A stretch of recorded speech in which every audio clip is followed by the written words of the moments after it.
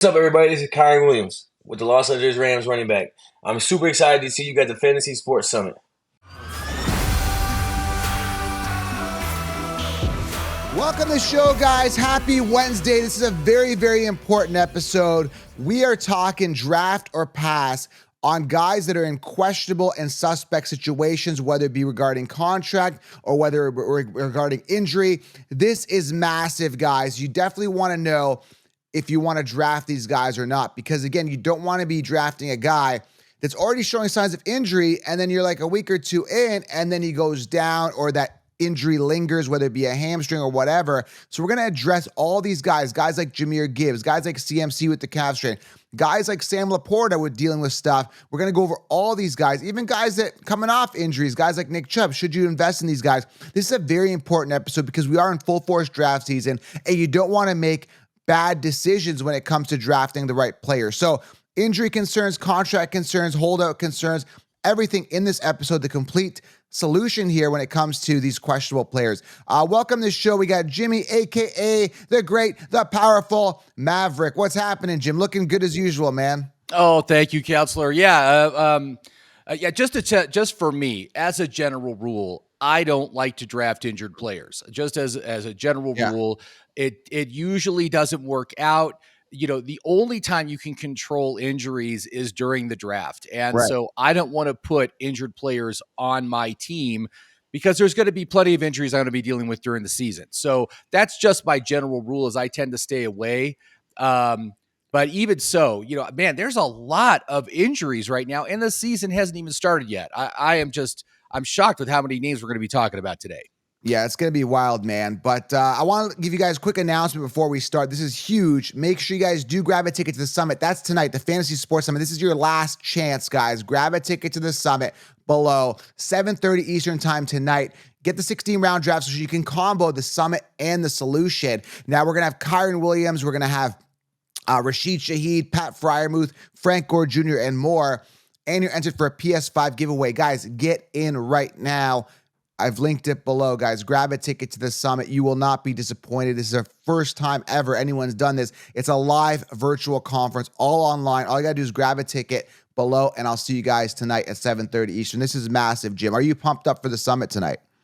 Oh yeah, it's going to be great, man. I'm looking forward to it, to speaking to these guys and talk to them a little bit about what's going on right now. So yeah. Man, it's going to be wild. And grab the 60-round draft solution. We've linked it below. It's going to help you guys crush your league. And also, there's a Patreon group as well for in-season waiver wire, DFS, and an amazing community. I also do a live Q&A in there. I put up a post to get to your questions directly. So patreon.com/FF Counselor. I'm ready to dive in, Jim. Also, smash it, tap it, hit the thumbs up, guys. Again, help the channel and hit the thumbs up. I want to make this interactive. Comment below. Are you guys going to be drafting or passing on these players? Let us know. Are you drafting or passing? Where the heck is my sheep sound? I don't have it for today. All right. So, again, this whole episode is literally like one big kind of breaking news, really, but we are talking about things that are important. That are, news related, right? Because injuries, contract stuff. So it's one big show for Breaking Brad. Breaking Brad, where are you? We now have breaking news. We now have breaking news. We now have breaking news. It's not really breaking, Brad, but you get to say that anyway. So that's cool. All right, so let's dive into these draft or pass, Jim. Let's get right to it here. First guy I want to talk about here. Again, we got so much going on. I mean, Ayuk, we got to talk about. We got to talk about CeeDee Lamb, Christian McCaffrey. First one, you guys know how I feel here on Christian McCaffrey dealing with this calf. You're all in, right, counselor? You're all in. Yeah, I mean, this was just the red flag that just really, this was the straw on the CMC back here that broke it for me, literally. I mean, already I have inkling that this guy's going to get hurt, and he's showing signs already with the calf. Now, apparently he's been resting preseason. We've seen this, and he should be good to go week 1. But again, I think this is a foreshadowing tale of like this guy's coming off a pinnacle year, multiple pinnacle years, Super Bowl hangover, just got married, contract hangover, got paid significantly. I don't believe that he's going to have that type of year again. I just don't see it. Again, why would you? Like, I just got married. I want to start my life. I just got paid. I'm not a rookie anymore. I don't have that hunger. I basically blew my load trying to win a Super Bowl here. And typically teams like that regress the year after. I don't see the 49ers making the Super Bowl this year, man. I don't know. But that's my thoughts. I'm going to go ahead and pass on him. I'm going to get right to it. Jim, what are your thoughts on Christian McCaffrey as a first overall pick here we're talking about? Yeah, first or second is when you're going to have to take him. And the other big issue is that the dude's 28. He's a 28-year-old running back, which is always a red flag for me. This is a young man's game, and even though he was signed, I cannot believe they signed him to a 4-year extension. That's crazy. They signed him until he's 32. I'm like, how do you do that? That's nuts. But there's no doubt San Francisco 49ers, one of the best offenses in the NFL. He is the premier player on that team. The opportunity and the targets that he gets is better than anyone else in the NFL. So there's just all these flags you mentioned. They're all red flags. And for me, that's, he is a risky pick. I mostly have been bypassing him. And also I don't really like my teams. Like I've had a couple of teams where I've taken CMC first. I just don't like the build out. I don't like how it builds out. I'd much rather take like Tyreek or CD with my first overall pick and then get my running backs in the second round, because there's still really good running backs you can get, in the second and third rounds. That's kind of where I'm at with him anyway. Yeah, I'm gonna go ahead and pass on him, Jim. I'm completely out on CMC. Out. And I'm warning you now, and people are gonna get upset because last year I told you Eckler, fade him. Last year I told you Pollard, fade him. I'm getting that same feeling. This is the year that CMC goes over the hill. Okay. So I'm out on him, and obviously the calf, not a good sign. The next guy here, this is very, very important. Jahmyr Gibbs. I mean, I've already kind of talked about this guy being a concern simply because of David Montgomery. Now, David Montgomery got a little bit of a boost in regards to the fantasy community simply because, you've got a hamstring injury. Everybody knows those things linger. Those things are annoying. And the good news is that it happened earlier. Like and again, they're resting it now. They're treating it. He's young. He's dynamic. He is explosive. And I feel that he bounces back from this and he should be ready week 1. My concern is, okay, already if you're drafting him, you're spending a high draft capital pick on him, right? Like you're already doing that. And then all of a sudden it's like, okay, Montgomery comes out on the first drive. Then he's out on the second drive, for example. And then, oh man, like, Gibbs is not getting the volume. I'm just visualizing week 1 here, by the way. Gibbs is just not getting that volume that we all want. Okay, that's a concern now, Jim. Now, is it because they're holding him out from the hamstring, or is it just because they want to feed Montgomery more? Or are they going to ease him in a couple of weeks? So we're already going to get target dilution, volume dilution, attempt dilution from Montgomery. This feels like an excuse to have more volume to Montgomery, and this could linger, right? Now we've lost 3 weeks with total attempt dilution, and this hamstring thing could pop back up. I am a little concerned, and what I tell people is this: I would try to get a combo, because you're coming off late round 1, early 2. Combo him with like a Barkley or someone else, and that way you kind of cover yourself at running back. But again, just be prepared. Be prepared, man. I'm telling you, you're going to be a little upset when you see more Montgomery than you should. That's my thoughts on this, Jim. Yeah, I'm not too worried about it. I mean, last year Montgomery was fully involved in the offense, and still Gibbs was the RB7. So I'm not worried at all. I think Gibbs is going to get more goal line work. He's going to get more passing down work. Year 2, the year 2 jump that players make. I love Gibbs. Really hard to pass him in the second round if he actually fell to me in a draft. But like I said, for the most part, I just stay away from these guys that are dealing with these sorts of injuries, man. It could just be a total heartbreaker if, it's just like a week-to-week thing and he just keeps missing weeks because he can't get past the hamstring injury, or he re-aggravates it. That's also something that happens all the time. So right now, I'm just mostly not going to draft him. I'm not going to take him unless we see him back out as a full participant during the preseason, or they put him into the third preseason game this weekend. I don't think that's going to happen. Right. That's what I would look for before I would say, yeah, you can go ahead and draft him again. I'm just gonna back off for now. Like I said, I have very minimal stock in Jahmyr Gibbs. Got him in one league where the draft order kind of reversed, and I went, I was 10th pick. I went boom, boom, boom. I went running back in a super flex league. So I got Jay and Saquon or something like that. And then I somehow managed to get Jahmyr Gibbs because it swung back around in this particular league. So I got him as my RB3 in one league. So I'll be watching him because I really want him to do well, but I won't be as upset because, I've got tons of depth at running back. It won't break my team. That's kind of the situation I've laid out there. So that's my thoughts on Jahmyr Gibbs. Let's move on here. Next one here, we've talked about Puka Nacua a lot, already dealing with some sort of knee issue. Have we got any update on this, Jim? Like, is he still dealing with it? I mean, he suffered it like about a week ago, so he's still sitting out, still resting. So I guess it's better that it's this kind of knee injury and not an ACL. So yeah. But he's not playing right now. So yeah, this is a bit of a concern for me when I look at a guy like Puka Nacua, because when you look at Puka, he's a young guy coming off this amazing year last year. We talked about this record-breaking year, and he's so expensive. Like, I would have liked Puka in the 14th round or whatever. He undrafted last year. I like that value. And so many players are overinflated this year just based on last year. When you remember, like, a guy like Nico was like wide receiver 55. Dell was like wide receiver 70, right? And we're like, stash these guys. So I'm all about drafting more secure players in the early rounds, guys that not coming off record-breaking years and are overinflated, but guys that are more secure, more solid. And then, looking for this year's Puka, looking for this year's value and grabbing them later for a better deal than overpaying for a guy was last year's story, right? Like, you got to skate to where the puck's going to be, not to where the puck is right now. The puck is here now. I don't got to skate to it. It's already here, but the chances are that someone's going to steal that puck away. They're coming for that puck, or something's going to happen. That's a good analogy. I got the puck now, right? You got the Puka puck, right? It's with you. They're coming for the puck. That's what people do in hockey. They rush you because they want the puck. So same with soccer, right? Same type of analogy. They're coming for you, right? And I just feel like things like injuries or regression years, they come for you. So I'm always skating or running to where the ball is going to be and anticipating for the next and getting secure guys in the early round. There's some fantasy football draft strategy for you guys. So I'm going to be passing 100% on Puka. I love the talent, but I'm out. Jim, are you out? Yeah, I'm actually looking more towards Cooper Kupp. He's looking good right now. He's healthy, and we already know his connection with Matthew Stafford. So, but yeah, I mean, again, I'm not drafting injured players. I'm not going to put them on my team. You draft all healthy players. That's what I want.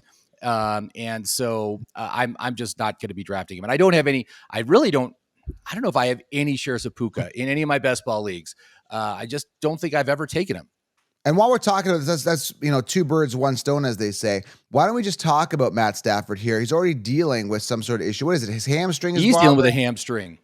Jeez. I mean, there you go. Yeah, but I believe he did get back on the practice field. Not a full participant, but he's back on the practice field. But so that's a much more minor injury. But yeah, that's also a concern with this team.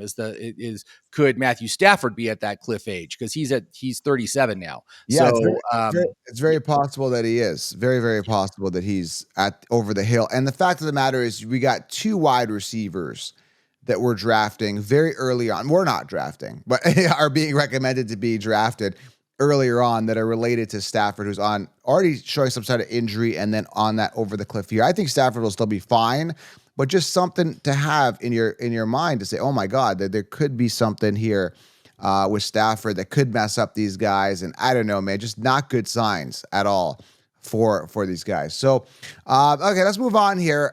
Sam Laporta, hamstring injury. Any update on him? I guess he didn't play preseason. They're resting him. Obviously, they don't want to, make it worse. But Sam Laporta, man, what are your thoughts on Uncle Sam? Yeah, I've kind of been staying away from Sam Laporta. I did take him in my one high stakes league, the one that I've drafted already. And of course, instantly the day after I drafted him is when that hamstring injury sprung up. So I'm like, that's just another reason, guys, wait as long as you can to draft your team. I mean, because you just don't want to be stuck with somebody who's dealing with an injury like this. Again, another player that came out of nowhere last year. We really liked him. We grabbed him super late. He was awesome. Yeah, he's the number one tight end last year. Is he going to regress a little bit this year? Is he going to have an injury issue? Is this hamstring going to linger into the season? And the other big thing is that he's not even the one on his team. He's not the number one target. So I find his cost to be very expensive, and I don't usually like to take a premium tight end. Right. I wait on the tight ends because it's the least valuable position if you're in a half PPR league or something like that. So anyway, that I'm stuck with him in the one league, but I don't think I'm going to be drafting him in any others right now. Yeah, believe it or not, I ended up with 0 Laporta stock this year. For a guy who owned Laporta in all his leagues last year, I have 0 Laporta stock this year. That being said, I think his value is very overinflated, but a safe guy in round 2. I still think he's safe. I think he's solid. I think he's going to produce. I just believe that there's other tight ends in the 16-round draft session, which I recommend right here, guys. Grab it, that you can get rounds later that could actually beat Laporta in fantasy value potentially. And, I got tight end covered this year. It's just not Laporta. Like, again, this was my guy last year. I was the only guy telling you to draft him, ranked 21st amongst tight ends. Everybody was sleeping on him. Then everybody acted like nothing happened, and Laporta is just a second-round pick right now. Not mentioning that they weren't on him last year. Nobody was. I didn't hear one person talk about him. Not that I listen to many podcasts, but I got my feet on the street. I got the rubber on the road, and I'm aware what's going on. So I got ears out there. Nobody was talking about him. So this year, again, everybody's riding him. It's hot. It's where the puck is. It's where the soccer ball is. And already the hamstring, not a good sign. And again, I just think that they might use Williams a little bit more. Jameson Williams, I think he's going to be used a little bit more this year. He's going to see an uptick, and Jahmyr Gibbs a little more in the passing game, which could possibly dilute Laporta. But other than that, he's still a safe guy. Very, very safe. All right, I want to take a quick pause, not even a pause, not even a break. This is a very important message here, actually. MyBookie.ag. Jim, check this out. They got a survivor pool. If you're into the NFL survivor pool and you want to pick teams every week, they've got it. You can go in there and enhance your game watching experience as well and get in on the action on the spreads and all that stuff. So go over to MyBookie.ag right now. The code you want to use is FFC. FFC for Fantasy Football Counselor. You get to $1,000 in welcome bonuses. This is massive. This is the site I use. This is the site I trust. And again, that survivor pool. Go in there and jump on a survivor pool. Go have some fun, guys. They've got a lot of cool stuff for the NFL. NFL's back. Go get your account set up. Put down your deposit. MyBookie.ag. The code you want to use is FFC. Go create an account right now and get in the survivor pool. I'm in the survivor pool. Jim's going to be in the survivor pool. Can you survive? How much do you know football? Show us. Show us what you got. Go in the pool. MyBookie.ag FFC. All right, that's done out of the way. Love that site. All right, next guy here. I just read this here. Christian Kirk is the guy we're talking about, who I don't like at all. At all, man. I told you, I'm a Brian Thomas Jr. guy, but I just read here, just came into my feed. Starting wide receiver Christian Kirk with calf will not play in the final preseason game. Again, this is great for Brian Thomas Jr., who I'm all over. Yet right now, the Consheeps have Christian Kirk ahead of Brian Thomas Jr. And the funny thing is, when Brian Thomas tears it up, which he will, everyone's going to be on an all over Thomas next year. Brian Thomas and Christian Kirk will fall away. And that's exactly why rankings don't work. I'm telling you right now, I'm calling it right now. Christian Kirk sucks. Brian Thomas is the guy, yet Christian Kirk is ranked 26th amongst wide receivers and Brian Thomas ranked 50th. Rankings don't work. Watch. Brian Thomas will crush Christian Kirk in fantasy production and overall talent. Mark my words. And yet everyone's going to be riding Brian Thomas Jr. next year. Watch. I'm calling it right now, Jim. Yeah, and it's great that Brian Thomas is getting all this extra practice time with his quarterback and everything, developing that relationship and building rapport and all that stuff. Christian Kirk to me has always just been kind of like a 2. He's just a wide receiver 2 on the team. And so he's not an exciting player. I don't really take any 2s. I'm always focusing on trying to get the number 1 wide receiver on each team. So he's not ever a guy that I'm targeting. So it's just kind of a non-issue for me. I just, I have no shares of him right now. I just bypass him every time. Yeah, man. I'm out. 100% out. Was never in on Christian Kirk. Just done. No, he's not good. Like, he's not. And people say, oh, he's just a slot guy. He's going to get a lot of volume. I don't care. Like, no, don't care. Don't care at all. All right, next guy here. I love the talent. Already dealing with a hammy, Jaylen Warren. Are we drafting him? I've got no stock in Jaylen Warren, so I'm going to pass on him. But I definitely see the talent. I was watching a little bit of preseason there. I didn't watch the whole Steelers thing, but it's the same old Najee. Like, it's just, every time Najee touches the ball, like I just see him running into a pile. Like I never see Right. anything out of Najee that would say, I like that guy. That guy has something special. Dude, again, it just doesn't wow me. Like I could grab the ball and run into a pile. Like there's nothing there that I'm seeing that out of Najee that looks dynamic. His cutting ability, his vision doesn't look good. I don't know, man. That's why I like Warren a bit more explosive. We saw him in practice pushing around big linemen that are like 3 times his size. So the kid's got heart, but then this hamstring injury is a bit of a concern. I'm assuming he might miss some time. I don't know. I haven't looked. Have you looked at any update on time? It sounds like it's kind of a more severe hamstring injury, so that's really problematic. And again, this is another reason why you want to wait. You want to wait to do your drafts because again, in that high stakes league where I took Sam Laporta, I also took Jaylen Warren. So I've already got 2 guys dealing with injuries now.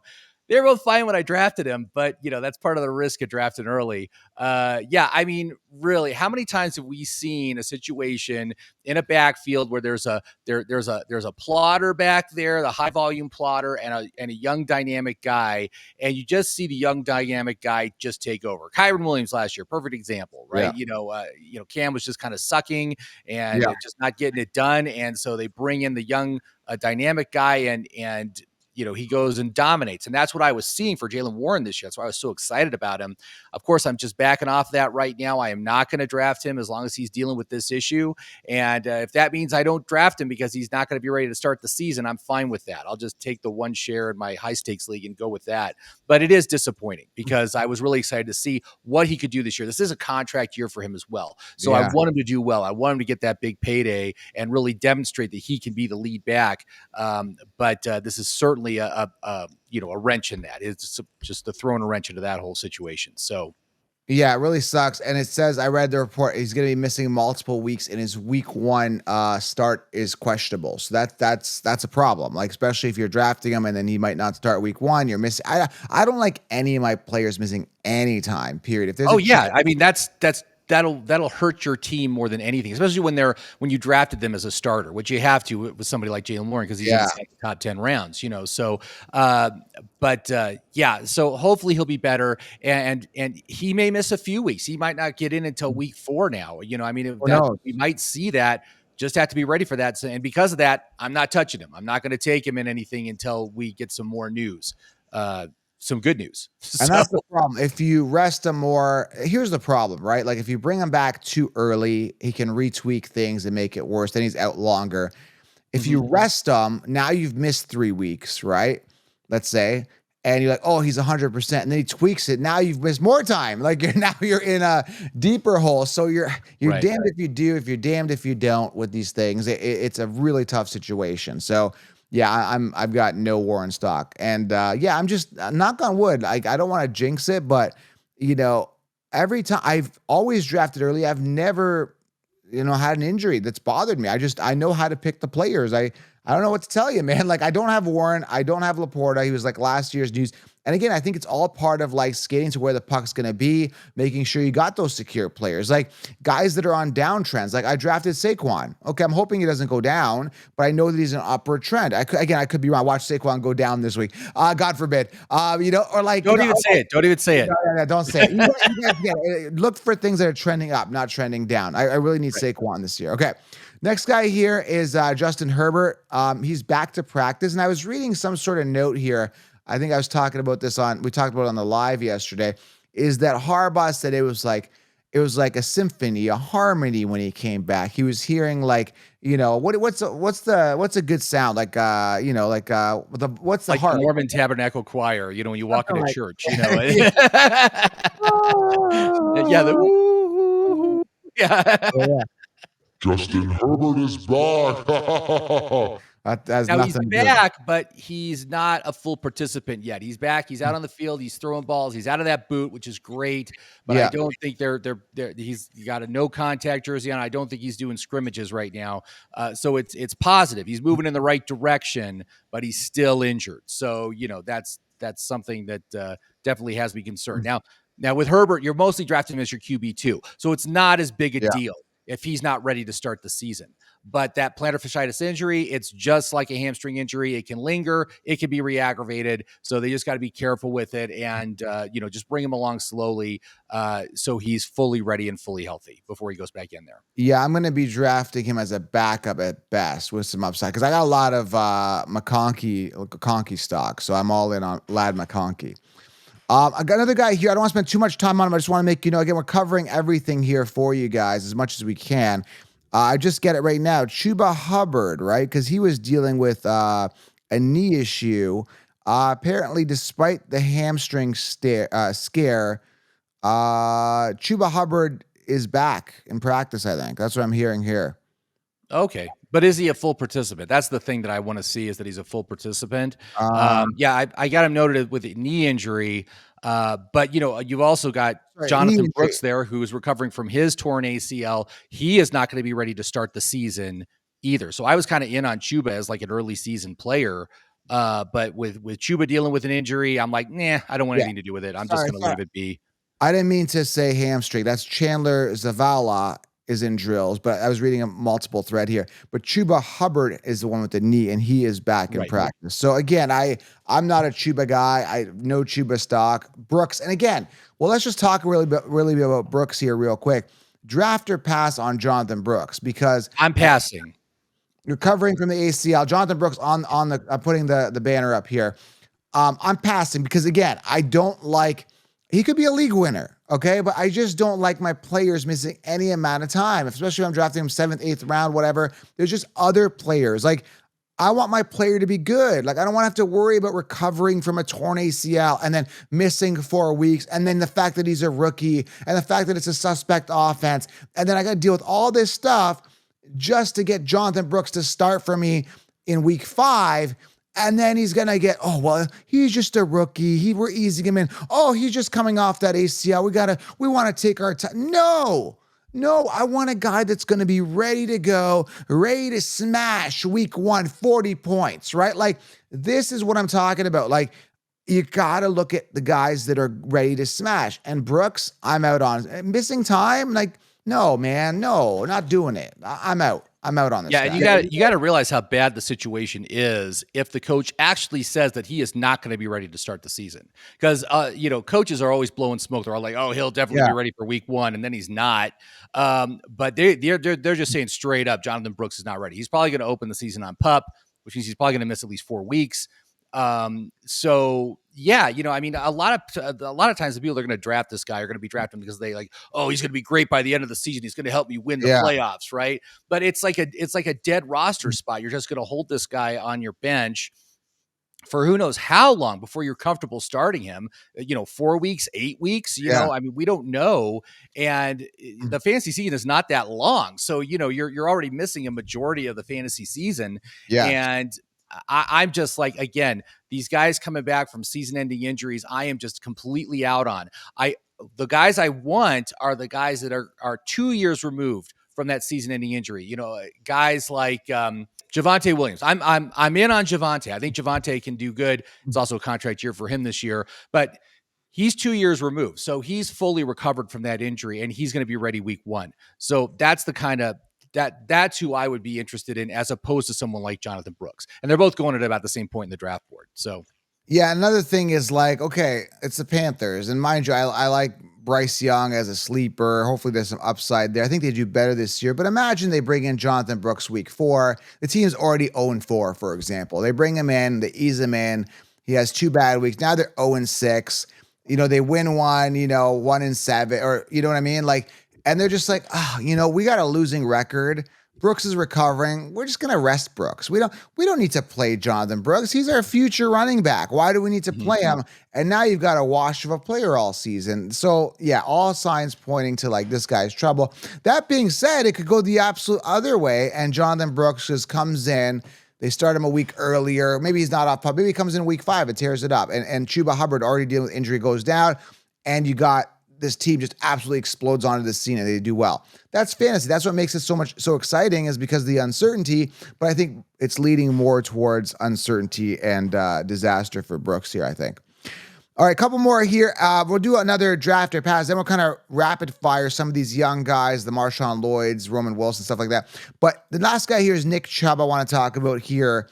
And there's also a couple of contract guys I want to talk about. But Nick Chubb back to 100% apparently. Is he though? I want to put a question mark there. Let me change that up. Back to 100%. I don't know. Yeah, I don't think he is, man. I mean, he is back at practice, but he's not a full participant. We've seen some very impressive videos of him, like doing those squats and stuff, which is great. Yeah. Great to see. But can he do the lateral moves with that knee? I mean, that's the big question mark. The coaches are saying he is not going to be ready to start the season either. They're going to ease him in.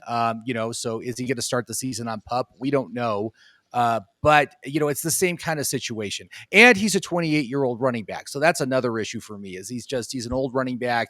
And I'm just not sure, can he pull an Adrian Peterson? He certainly could, but I don't think so. I'm just not convinced it's going to happen. So I'm not going to be drafting any shares of Chubb.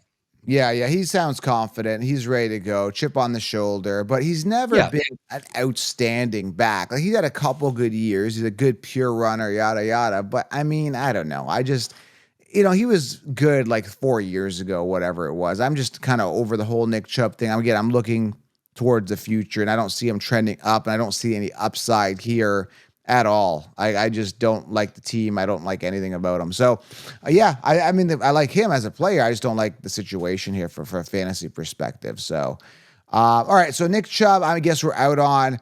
And then I really want to talk about contracts real quick. And there's a couple other injury guys really quickly, some rookies. We just want to rapid fire through Marshawn Lloyd, Ricky Pearsall, Roman Wilson, guys like that real quick. But I just want to talk about Brandon Ayuk. He's apparently saying, the news came out again with Ayuk complaining about a back injury, is dealing with a sore back, according to head coach Kyle Shanahan.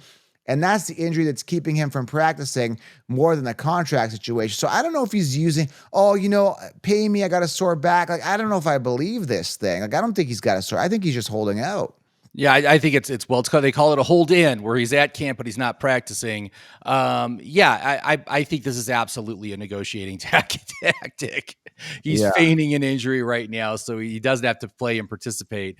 But this is just not a good situation for Ayuk. Even if he does get the trade to Pittsburgh or whatever, he's going to be going in completely cold and having to learn an entirely new playbook with 3 weeks before the season starts. It's going to be. It's not a good situation, or he's going to stay on the Niners and he's not going to be as effective because he's not in condition and he hasn't been playing with the team and he's not in sync, so this is just not a good situation for him.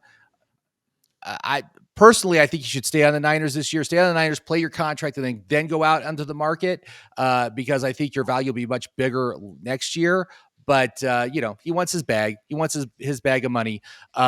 But I don't even, Pittsburgh offered him like $28 million. I think Niners offered him $26 million. The dude wants like $30+ million. He's not going to take those deals. So there's a lot of ego and pigheadedness going on.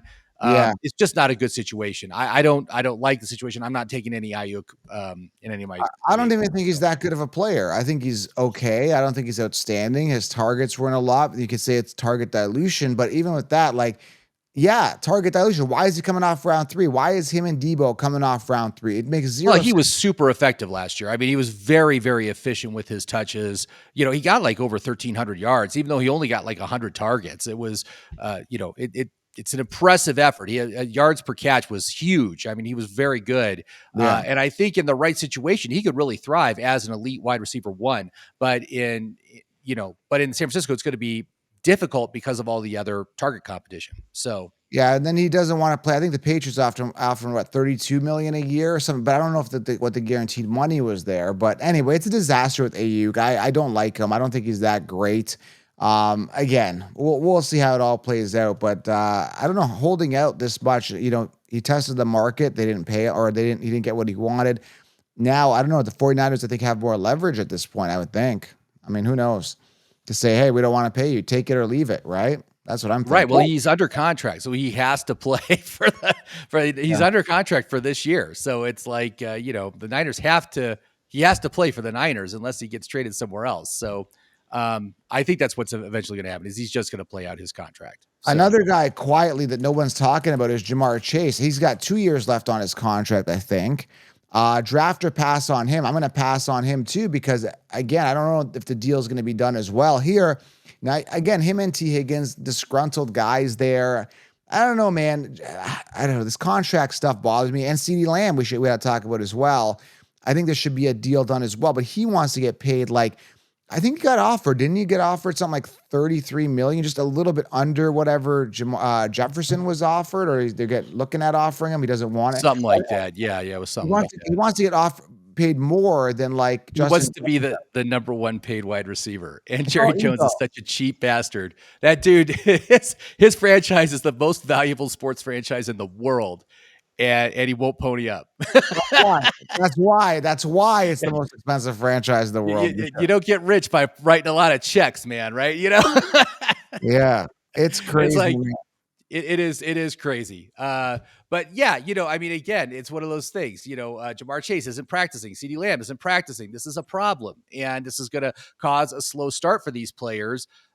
Personally, that's why I'm in on Tyreek. I've been taking tons of Tyreek when I've had the opportunity. He's happy. He's happy in Miami. He's happy. He got his extension, and a pay raise to boot. He's fine. And he's making babies in Miami with all those Florida chicks. So it is what it is. There you go. Okay, last thing here I want to talk about is Marshawn Lloyd. I mean, these are all basically later round stashes. Marshawn Lloyd. Who else is there, Jim, that we got to be not Chuba Hubbard. We talked about him. Roman Wilson's got an ankle injury. Ricky Pearsall has a shoulder injury. As far as the rookies go, those are probably the two biggest injuries, along with Marshawn with his hamstring. Again, I backed off of all of them. I'm much more in on Josh Jacobs. I think he's in a much better place right now. With the injury to Marshawn Lloyd, who's not getting the reps right now, so he's not going to be ready to start the season. And then you got AJ Dillon there. Who cares? So it's going to be Josh Jacobs all the way. So I think he's going to be a great bounce back candidate. So I like him. Yeah, and there's Rashid Shaheed who's dealing with turf toe. We're gonna ask him tonight. He's gonna be on the show on the. If you guys haven't got a ticket to the Fantasy Sports Summit, grab it below just for tonight, Wednesday, August 21st. Rashid Shaheed, turf toe. We'll ask him how he's feeling. How you feeling, man? How's the toe? Right? Absolutely. Well, hopefully he's doing good. We like him. We like Rashid Shaheed, so he's a good guy. That's it, man. Draft or pass. I mean, most of these guys we're passing on. Again, I got some Jahmyr Gibbs stock just to recap. You got some Warren and Laporta stock. I like Herbert as a backup. I got some Marshawn Lloyd stock. So again, we're kind of in these guys, we're kind of in it for most of these guys, but not really. A lot of these guys I'm out on. Let us know what you guys think. Smash it, tap it, slap it in the comments. Let us know what you guys think. Anything else, Jim, we want to talk about here? We kind of got it covered, right?